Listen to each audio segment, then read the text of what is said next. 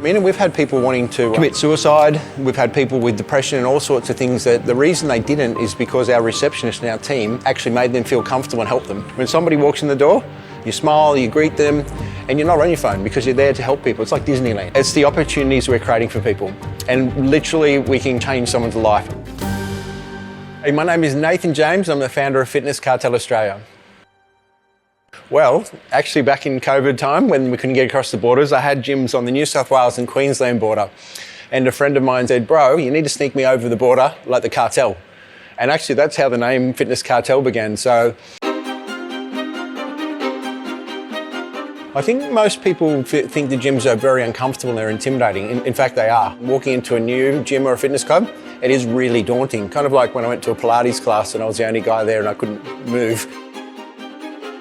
Firstly, it really had to make it a comfortable, feel-good environment. We really handpicked the best of each different club and different types of equipment layouts, the nicer bathrooms, the cooler lighting, put it into a fun, cool, like a disco fun environment where people come and have fun and they get challenged. And it's rewarding. So that's kind of what makes us different. We started by when we redid our culture and we built the Fitness Cartel brand, working backwards from what people don't like. And it's really that simple. When you first walk into most gyms, the receptionists are on their phones. If you don't feel like going and you're intimidated or you're scared, no one's actually there to help you.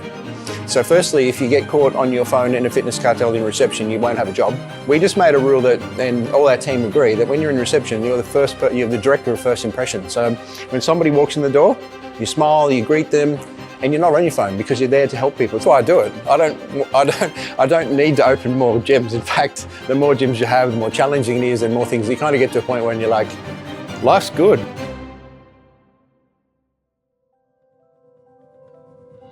Then when you do open another club and I get the lady that messaged me and said, oh, hello, arsehole. And I'm like, oh, what could this be? The doctor sent her in to join and she wanted to think about it. And I said, what do you need to think about? Your doctor said you're going to die. And I actually physically made her join because the doctor said she was going to die with 2 kids. And she started bawling, called me an arsehole.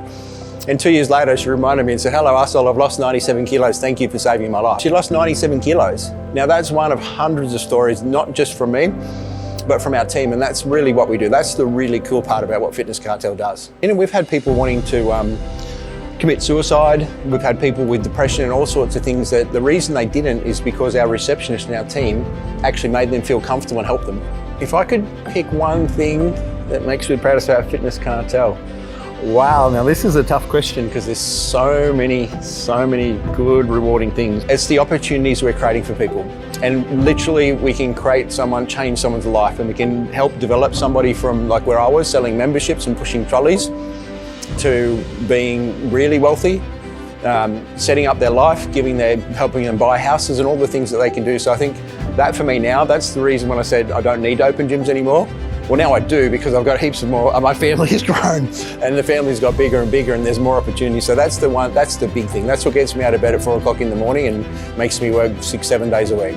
If you've got the will and the drive, we can give you the skill. Like, it'll happen over time. It's just a matter of someone really willing to do it and not just saying they're going to do it, actually doing it. Success in my life is, I said it many years ago, I wanted to be able to go into a Nike store and buy a pair of shoes and not worry about the cost.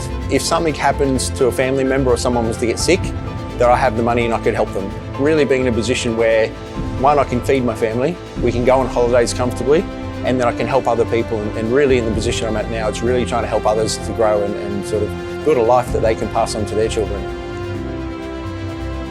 So my advice with partnering up with someone for equipment, because we get messages every day, and pretty much I've bought some of the things, I've looked at it, I've even had Zoom calls and they've shown me the thickness of the steel, and then I get the equipment over and it's like catfishing actually, where you're really buying something, you go, oh, hang on, that's not what you look like, and this is not what the equipment's totally opposite.